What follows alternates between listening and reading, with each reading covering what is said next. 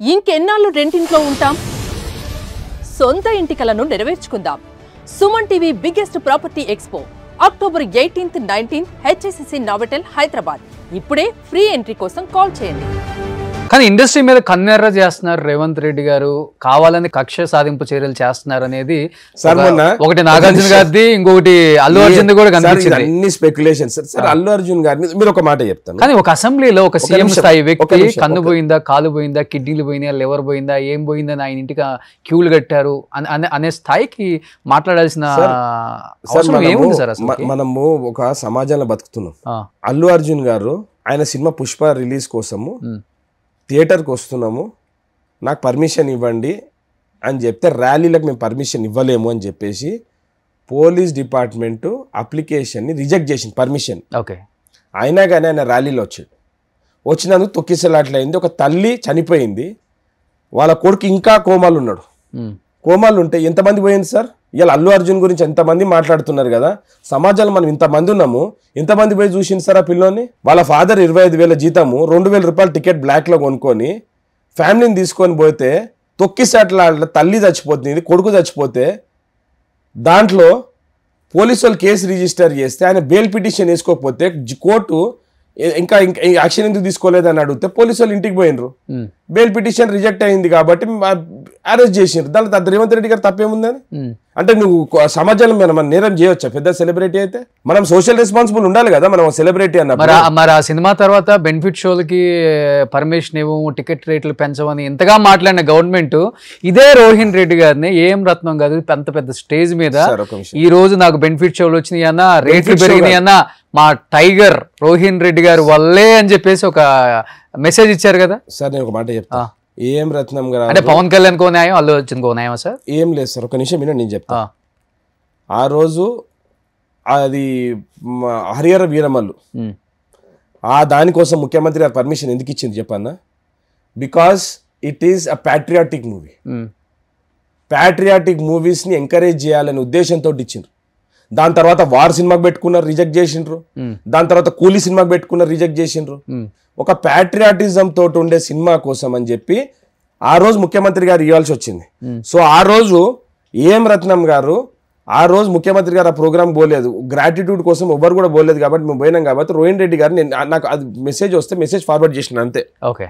నేను ఇచ్చేటోని కాదు, తీసుకొచ్చేటోని కాదు.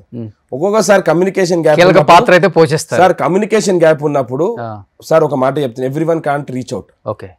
కొన్నిసార్లు మేము ప్రభుత్వంలో లేకపోయినా కానీ కూడా ప్రజలలో ఉన్నాం కాబట్టి డెఫినెట్గా మాతోటి ఎవరైనా వచ్చినప్పుడు సహాయం చేయడం అనేది. ఇప్పుడు నేను ఒక మాట చెప్తున్నా సార్, ఆ సినిమాకు హరిహర వీరమల్లు హిట్ కాలేదు, ఆ సినిమాకి ఇస్తే నాకేమైనా లాభం జరిగిందా? ముఖ్యమంత్రి గారికి ఏమైనా లాభం జరిగిందా? ఒక ప్యాట్రియాటిక్ మూవీని మనం ప్రమోట్ చేసినట్టయితే అయిందా లేదా? ఒక హరిహర వీరమల్లు అనే స్టోరీని తీసుకొచ్చి మన ప్యాట్రియాటిక్ మూవీస్ని మనం ఎంకరేజ్ చేయాల్సిన అవసరం ఉందా లేదా? సరే, వాళ్ళ ఇండస్ట్రీ బ్లీడింగ్ అవుతున్నది. ముఖ్యమంత్రి గారు ప్రొడ్యూసర్స్ని కూర్చున్నాడు, హిస్టరీలో ఫస్ట్ టైం ఫెడరేషన్ వాళ్ళతో కూర్చొని మన మీటింగ్ చేసి ముఖ్యమంత్రి. మరి దాని గురించి ఎందుకు మాట్లాడారు సార్?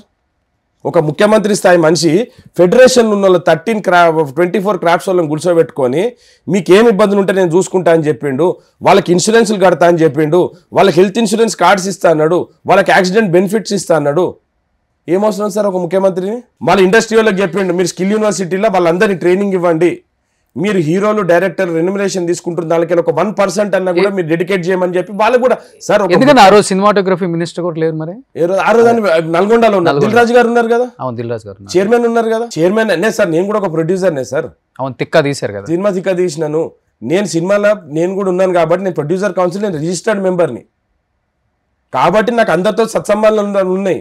ఆ రోజు మీరు చూడండి, త్రివిక్రమ్ శ్రీనివాస్ గారు, సందీప్ వంగ, అనిల్ రావుపూడి, వంశీ పైడిపల్లి, ఇట్లాంటి పెద్ద పెద్ద డైరెక్టర్లు, బోయపాటి సీను, ఇట్లాంటి పెద్ద పెద్ద డైరెక్టర్లు, ప్రొడ్యూసర్ల సురేష్ బాబు గారు కానీ లేకపోతే దాము గారు కానీ, అల్లు అరవింద్ గారు. సార్ మరి నేను ఒక మాట చెప్తున్నా, కక్షపూరితంగా ఉంటే మళ్ళీ అల్లు అర్జున్ గారు ఫాదర్ కదా సార్, అల్లు అరవింద్ గారు వచ్చింది కదా మరి ఆ రోజు. దాన్నే ఉందిలే, గద్దర్ అవార్డ్స్ రోజు అల్లు అర్జునే వచ్చాడు తీసుకోవడానికి అవార్డు సార్. ఇక్కడ ఆ రోజు మన ముఖ్యమంత్రి గారు ఏమైనా పక్షపాతం ఏమైనా చూపించిండా సార్?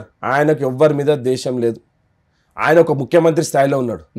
ముఖ్యమంత్రి స్థాయిలో ఉండి ఇట్లాంటి చిన్న చిన్న వెండేటా పాలిటిక్స్ పెట్టుకునేది ఉంటే టీఆర్ఎస్ నాయకులు ఎవ్వరు కూడా బయట ఉండరు. ముఖ్యమంత్రి గారు పదే సార్లు చెప్పిండ్రు, నాకు ప్రజలు అధికారం ఇచ్చిండ్రు రాష్ట్రాన్ని డెవలప్ చేస్తానికి, రాష్ట్రాన్ని గాడిలో పెట్టుకోవడానికి అని ఇచ్చిండ్రు. ఆయనకు ప్రతీకారం తీసుకోవాలనుకుంటే ముఖ్యమంత్రి పదవి అవసరం లేదు. ఆ ముఖ్యమంత్రి పదవిని అడ్డం పెట్టుకొని వీళ్ళ మీద కక్ష సాధిస్తానికి ఆ ముఖ్యమంత్రి పదవి ఇచ్చిండ్రు ఆయనకు. మీరు చూడండి, గవర్నమెంట్ వచ్చినప్పటి నుంచి ఎవరి మీద కక్ష సాధింపు చేసి ఆయన ఎంత కష్టాలు పెట్టిండండి. ఒక్కగానొక కూతురు ఎంగేజ్మెంట్ ఉంటే తీసుకుపోయి జైల్లో వేస్తే పొద్దున బెయిల్ ఎన్ని అవర్స్ ఒక రోజు ఇవ్వచ్చు కదా, పొద్దున 10 గంటల నుంచి 5 గంటల వరకే ఇచ్చిర్రు బెయిల్. అట్లా కొట్లాడిండ్రు. ఏదో డ్రోన్ ఎగిరేసిందని చెప్పేసి తీసుకుపోయి 1 మంత్ జైలు పెట్టిండ్రు. వీళ్ళు చేసే దుర్మార్గాలకు తీసుకుపోయి వీళ్ళకి ఉరిదీయాలి. సుమన్ టీవీలో మీ పర్సనల్ అండ్ బిజినెస్ ప్రమోషన్స్ కోసం కింది నెంబర్కి కాంటాక్ట్ చేయండి.